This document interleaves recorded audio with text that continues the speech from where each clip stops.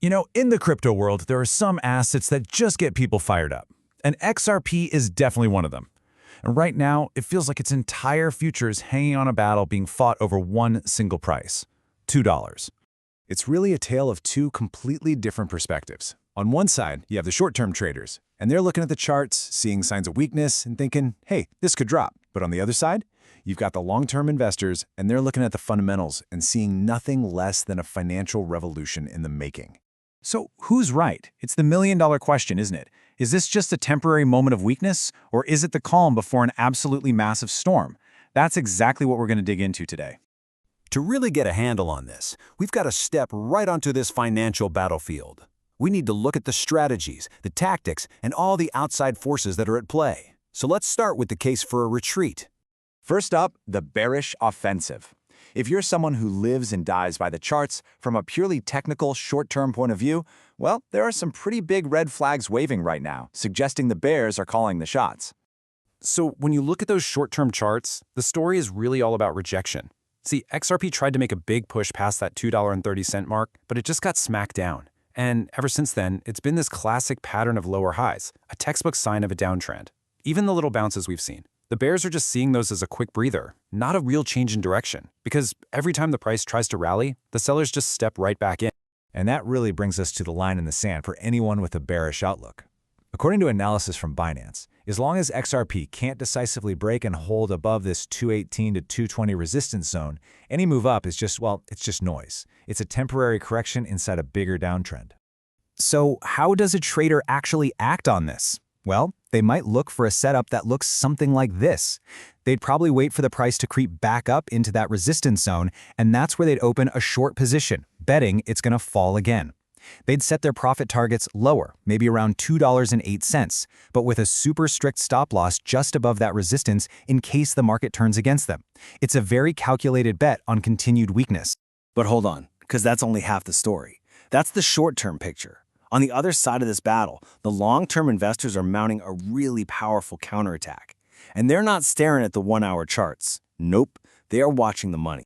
And their opening shot is this number right here, $1.3 billion. That is how much money has poured into spot XRP exchange-traded funds, or ETFs, in just 50 days. And let's be clear, this isn't just everyday folks speculating. This is serious institutional capital making a big long-term bet. But here's where it gets even more fascinating.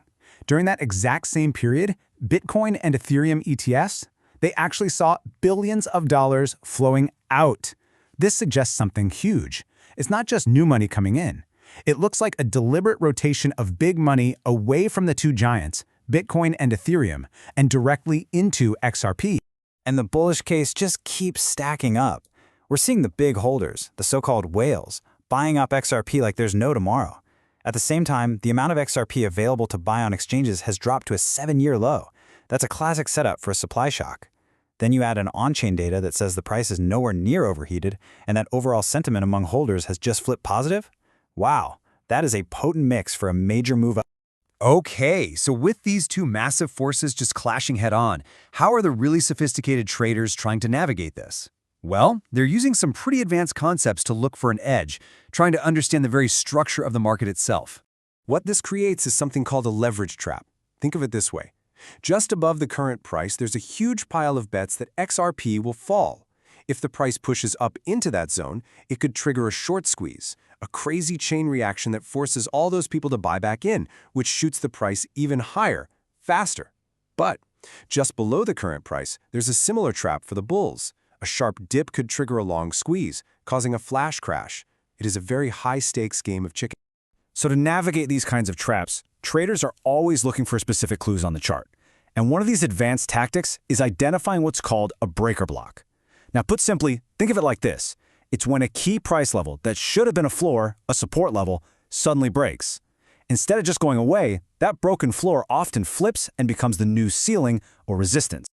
So here's what that looks like. Imagine the price is in a nice uptrend, bouncing off these key support levels. But then, bam, one of those support levels fails and the price just slices right through it.